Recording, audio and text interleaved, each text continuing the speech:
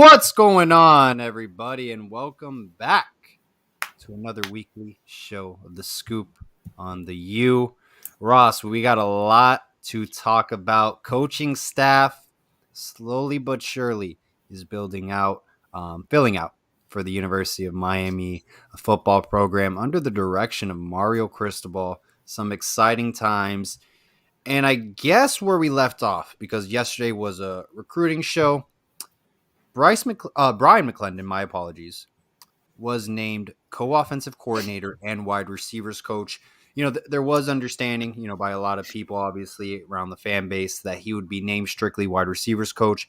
I don't think I ever heard someone kind of say, hey, Brian McClendon as co-offensive coordinator, which, Thomas Brown was running backs coach and co-offensive coordinator. He held both titles. So, hey, I'm all for it. I'm curious, what your thoughts about it. What are your thoughts about it? I know you've done some research on him, and kind of handling, co-offensive coordinator duties. And we don't know who our offensive coordinator still is going to be. So, yeah, it'll be interesting to see who he does the co-offense coordinator job with going forward. But, one thing I will say about McClendon is familiarity. We know how familiarity speaks volumes in college football. It really does. This is, I think, what Cristobal hopefully is trying to do in this aspect is take the wide receiver coach that he's familiar with, the guy he trusts, and hopefully kind of turn that into a little bit more of an updated offense that he's going to run, a little bit more spread open. Yeah. I'm all for it. I think this is going to be interesting in the sense of who do we hire as an offensive coordinator? Are we going with a pure pass game coordinator? A lot of people say maybe Ken Dorsey, around the fan base. There's a pull for him. Kendall Briles is still lurking around. It's been pretty closed doors, in the Heck Center. Usually you hear some little leaks here and there out on Twitter, social media. It's been pretty locked down, and I honestly think nobody knows who's going to be the next offensive coordinator. And you know what, Ross? I wouldn't be surprised if it's a name nobody has even mentioned. Out of nowhere, like some random coordinator from like an NFL team, like a quarterback's coach, or just some random name. Well, I will say, and I can't say this is outright fact, but I have heard some rumors going on that there could be some coaching announcement at the early prospect day. Hey, I mean, whenever it happens, great. I want to hear we got 50 people in the chat right now, 4 minutes in, greatly appreciate it. Hit subscribe if you want to see Ken Dorsey at the University of Miami. Hit the like button if you want to see Kendall Briles. In the chat, who do you want to see as potential offensive coordinator at the University of Miami? Not realistic names. Don't say a random name that is not going to come to the University of Miami. Josh Gaddis from the University of Michigan is not coming to Miami. So don't say Josh Gaddis, for example. Just realistic names. Imagine we hire Josh Gaddis tomorrow. That would be hilarious. That would be great. Like someone says Frank Ponce, there's a relationship there with Mario Cristobal. People have been saying James Coley. I don't think he'll be coming back as OC, but hey, I could be wrong. So it's going to be very interesting, to see what happens. But look, I think what we're seeing now is this. We don't have a quarterbacks coach, which is key. So Kendall Briles, Ken Dorsey, they do have experience coaching quarterbacks, obviously. O-line is with Coach Mirabal. Coach Cristobal is going to be handling that as well. You got Brian McClendon as wide receivers coach. Tight ends coach, I think Coach Fields is going to keep that position, it seems like, ultimately. I would be shocked if he's moved off the field. So we're just waiting on an offensive coordinator, and the two names, top of my head, I can think of, Kendall Briles, Ken Dorsey. I wouldn't be surprised if it's a random name out there. So the one thing I'll say here, Paul, about why I think Cristobal is high on Briles is we know that Cristobal still has an affinity for running the ball. He's an old school mindset a little bit in that aspect. I think Briles is kind of that mix a little bit of running the ball, but also being a little bit new school as well. Briles last year, or this last season, was putting up 213 passing yards per game with an average of 1.7 TDs in the air, 228 rushing yards and 5.1 TDs on average there. Yeah. So that right there, I'm sure, just screams Mario Cristobal, Yeah. And forgot to mention, yes, thank you, Derek. Kevin Smith as running backs coach. That's been some chatter.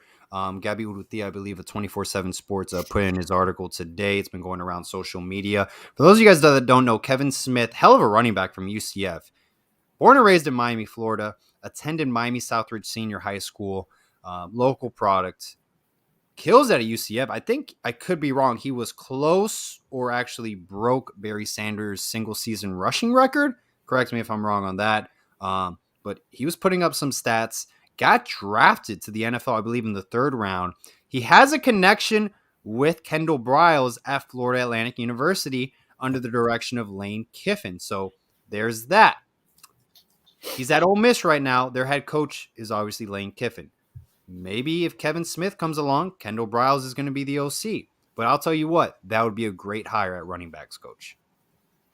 I think it would fit perfectly, honestly. I really do.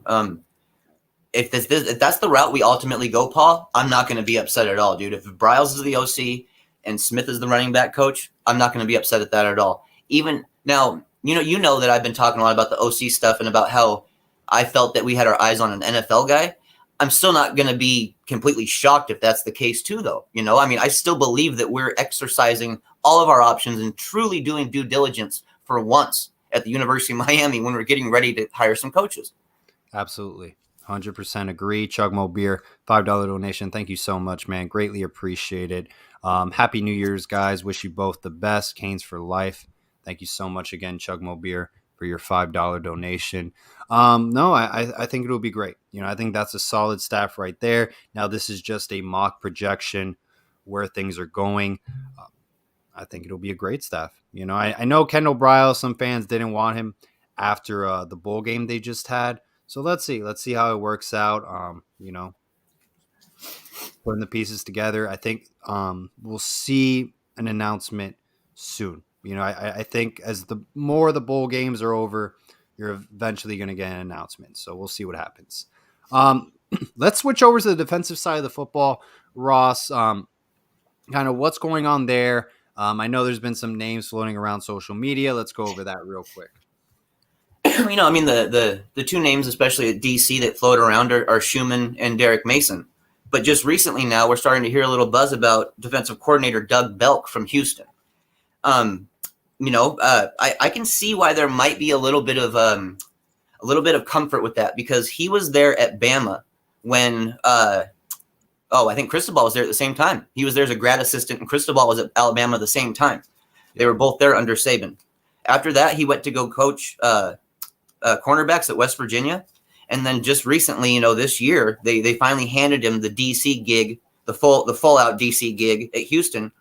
Correct. What he did in his first year, Paul, he led Houston to the number 1 defense in third down conversion percentage, number 15 red zone defense, number 25 ranked overall with 14 interceptions, number 10 in rushing defense, and number 9 in turnovers gained.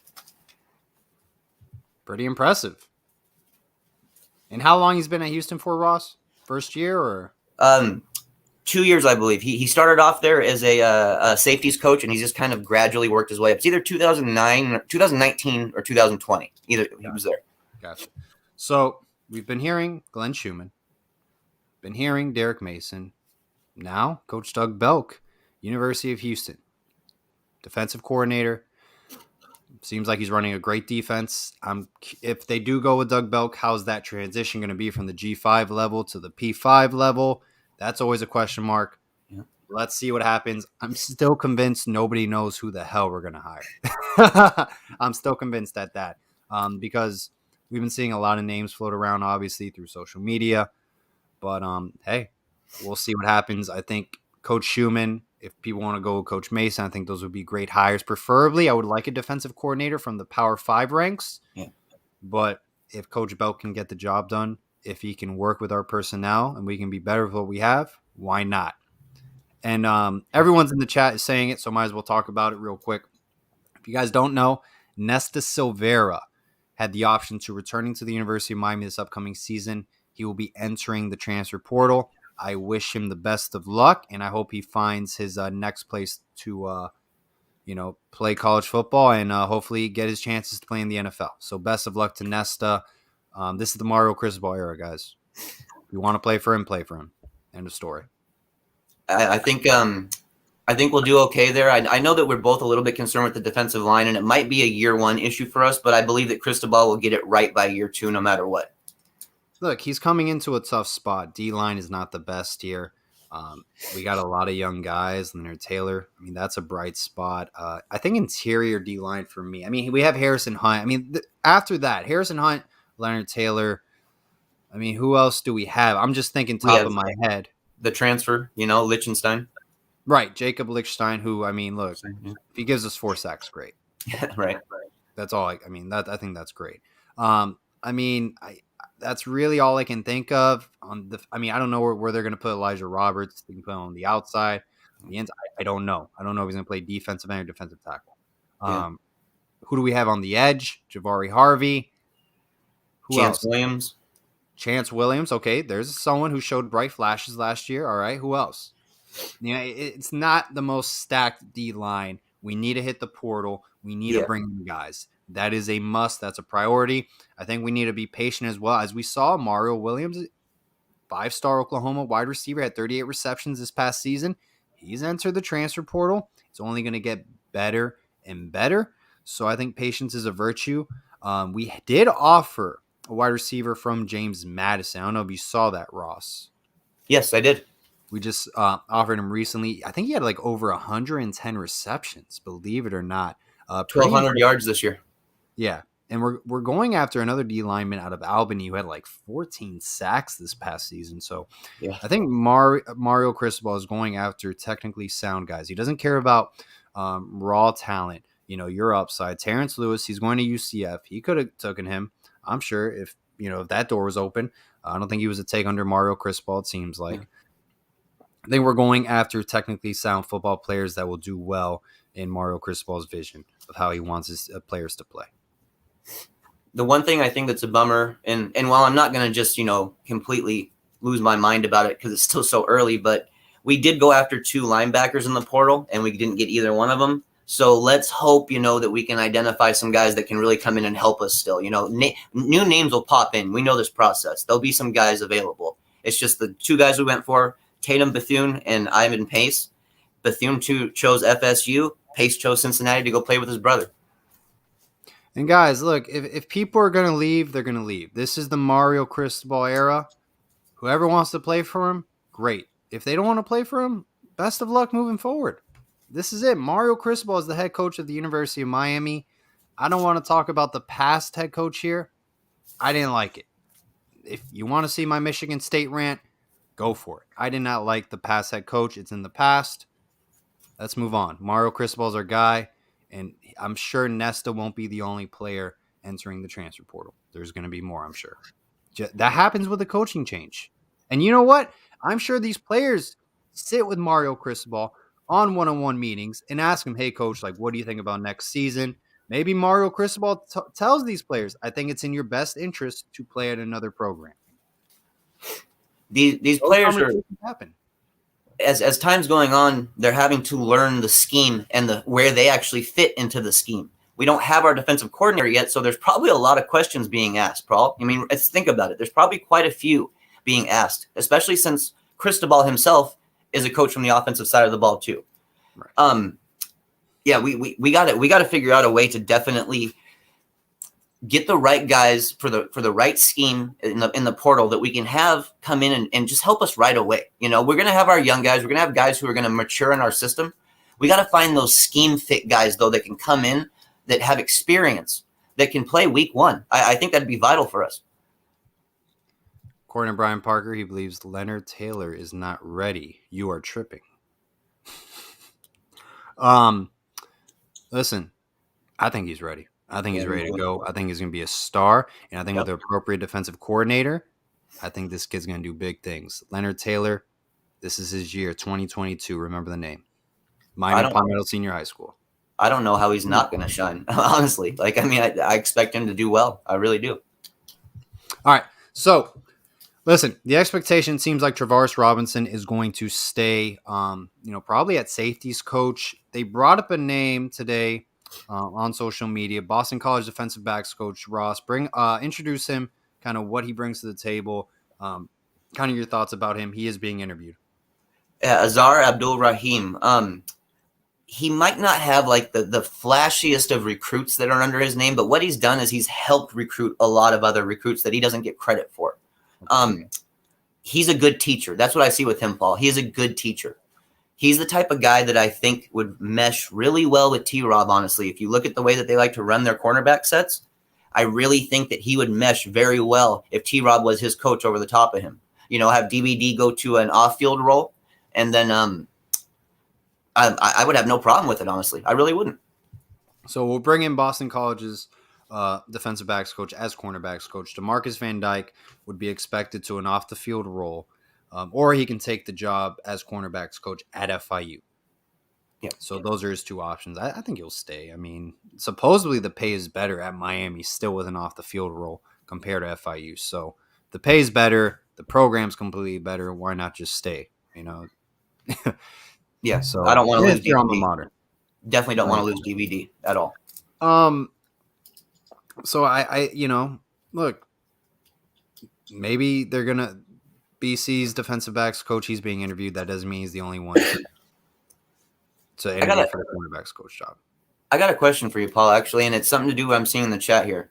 You say, they're saying, I hope Stevenson returns, otherwise hit the transfer portal hard at cornerback. If Stevenson doesn't return, how much does that elevate our need to find a really good cornerback to replace him with right away? Say it right. I think you said it the wrong. You said he's not ready is how you said it. Repeat that, Ross. You lost me there, dude. Sorry. Repeat the question. I got to go up and look at here. Okay, he was saying that they hope Stevenson returns at cornerback, right? Says otherwise he'll hit the transfer portal. How hard do we have to hit the transfer portal at cornerback if that does happen? If Stevenson doesn't come back to Miami, does that elevate it pretty much to the number 1 or number 2 need around there with linebacker? Yeah, I mean, I think so. I don't want to sound rude when I say this. Is Al Blades still playing cornerback at the University of Miami? I don't know. I know he had Michael myocarditis is the issue he had. I don't know if he's returning to the team. I don't have that information. I don't think if it's been reported. If you guys can help me out in the chat, if that's the case, he can no longer play football. Unfortunately, who do we have? DJ Ivy, Marcus Clark, Isaiah Dunson. We don't have a lot of depth there to Corey Couch.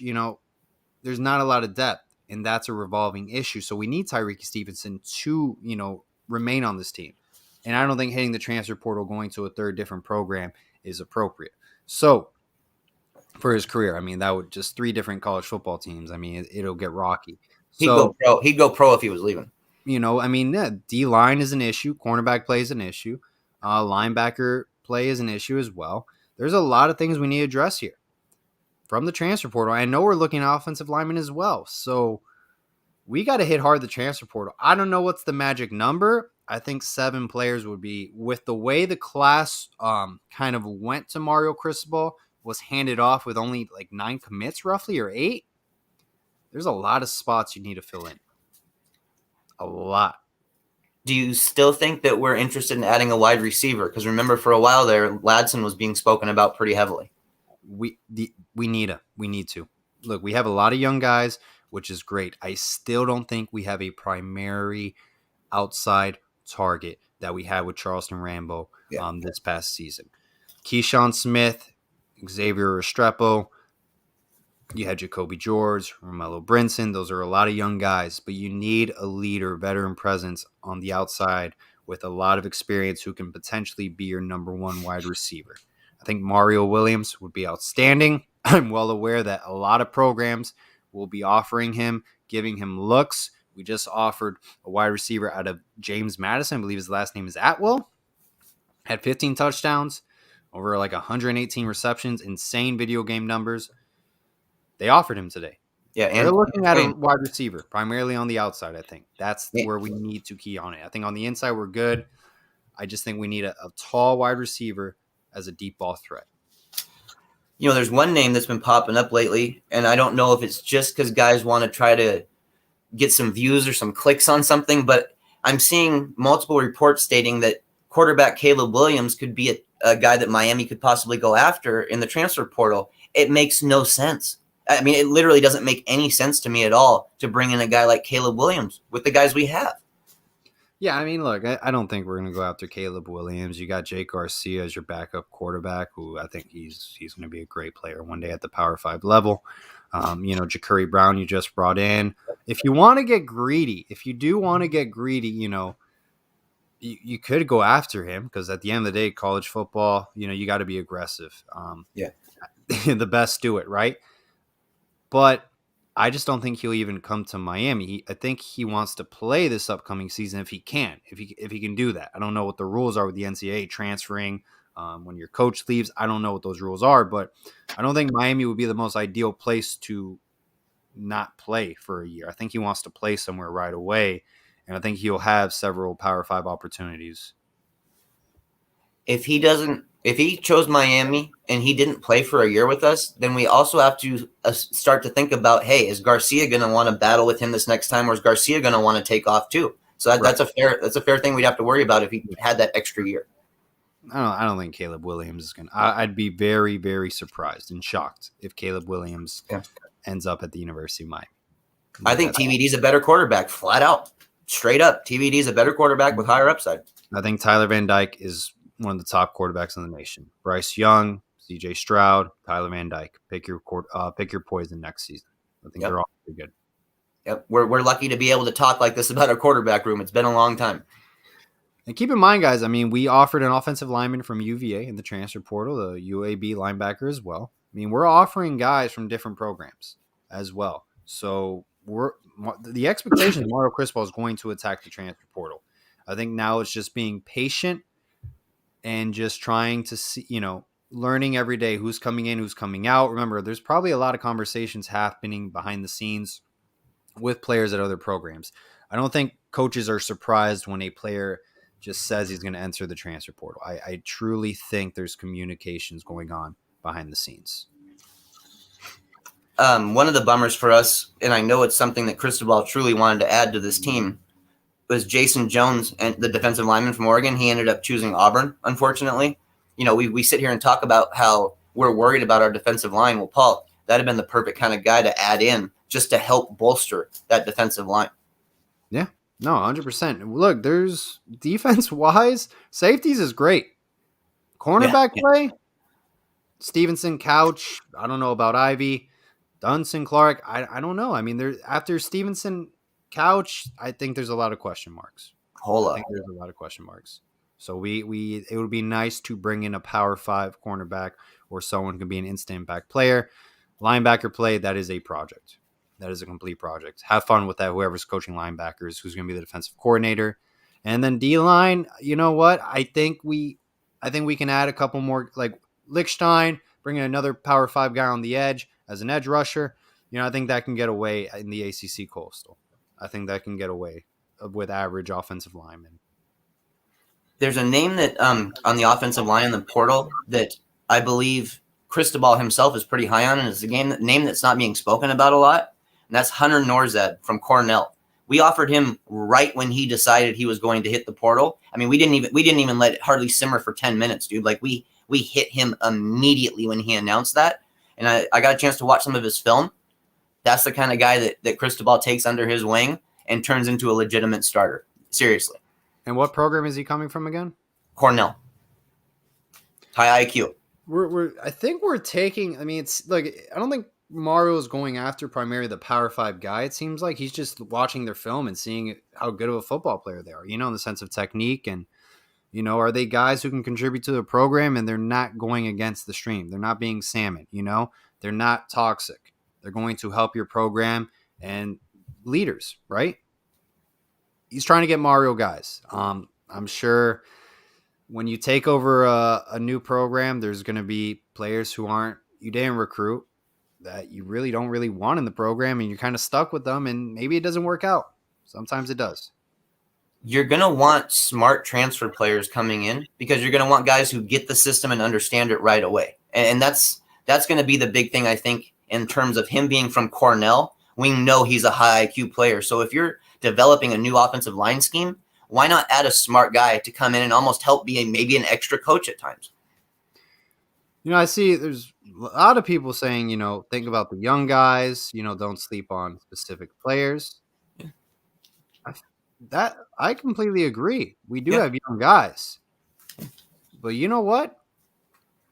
I got to see it to believe it because every year I hear about young guys this, young guys that. Look out for this guy. Look out for that guy. Michael Redding coming out of IMG Academy. Yeah. Everybody and their mom was talking about, oh, Michael Redding is going to be a star. He's going to do this. He's going to do that. Jeremiah Payton. Look what he did in the spring game. Listen, let's just let things play out. Let's see how these players develop. Let's give it time because I've heard a lot of names over the years and it's the past, but it has not worked out the way it's been expected. Mark Pope, coming out of Miami Southridge Senior High School, D. Wiggins, everybody thought they were going to do great things. They're no longer with the program. Let's let things play out. Romello Brinson, hell of a catch he made against Central Connecticut State. Amazing catch. Jacoby George, another amazing catch against Duke. Showed flashes of great play. Let's see what year 2 brings them. And let's hope they progress and get better. I think Xavier Restrepo can be a lot more involved in the offense than he was this past season. Let's see who we hire as offensive coordinator. There's a lot of question marks. So let's see what happens. Take one day at a time. Young players, I don't know how they're going to develop with the new OC. We'll see. I've seen this story so many times. Not everyone's going to be a star. So let's just be patient with that. There's two names of some guys coming up in our program right now that I'm going to keep a really, really close eye on. And number one is Jalen Rivers. I want to see how he fits into this new scheme that we're going to be doing with Mario.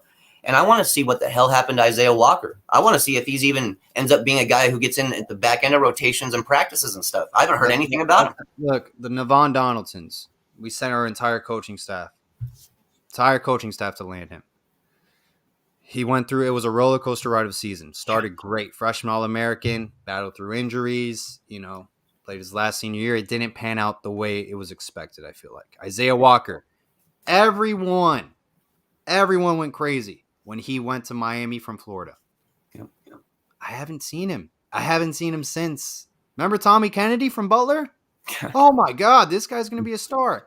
Let's let things play out. Let it be. Austin Martin from Auburn. What the hell? I thought Tate Martell was going to do good. That was the worst thing I ever said.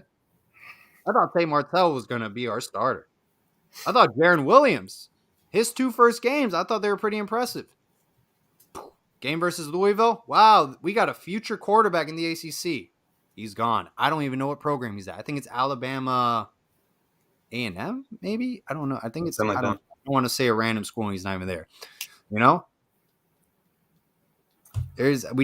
gotta see, and this isn't just with the past coaching staff. This was under Shannon. Larry Coker, when he was coach, I thought Anthony Reddick, I thought Sam Shields were going to be stars. Sam Shields ended up switching to, I think it was cornerback, his final year of college football. Now he did a great career in the NFL, but in college it wasn't good. I thought Ray Armstrong was going to do a lot better as a safety at the University of Miami. So listen, staff needs to develop these guys. Let's see who the staff is, and let's just be patient. I mean, I just can't count on young players. I can't just say, oh, these guys are going to be stars. We can count on them. Like, I just don't know. I don't have those answers. I don't think anyone does because I've heard so many names, and everyone's been wrong. Everyone's been wrong. And, we always think one guy's going to do great. It just doesn't pan out that way. And then the guy we never expect to do well actually does really freaking well. So we'll see. It's all about proper development, and that's something that we simply haven't had. Yeah. I will say, even though, we don't want to necessarily have to depend on young, inexperienced offensive linemen, I am excited to see what they do with Walker at right tackle, though, because I think that's a very good fit for him going forward. And, maybe a year or two down the road here, we'll start to actually see him get some more snaps or whatever. But I'd like to see him really turn into the player that we're hoping that he would be because, dude, Walker and Rivers were the 2 guys I was on highest the most locally in that class. Those are the 2 guys I wanted. We got both of them. Now we got to develop them and use them right. Joe Salavea will be the defensive line coach. That is official. Coach Feld was going to be our strength and conditioning coach. That's official. We're now looking at cornerbacks coach. The expectation Travaris Robinson will handle safeties, which is outstanding.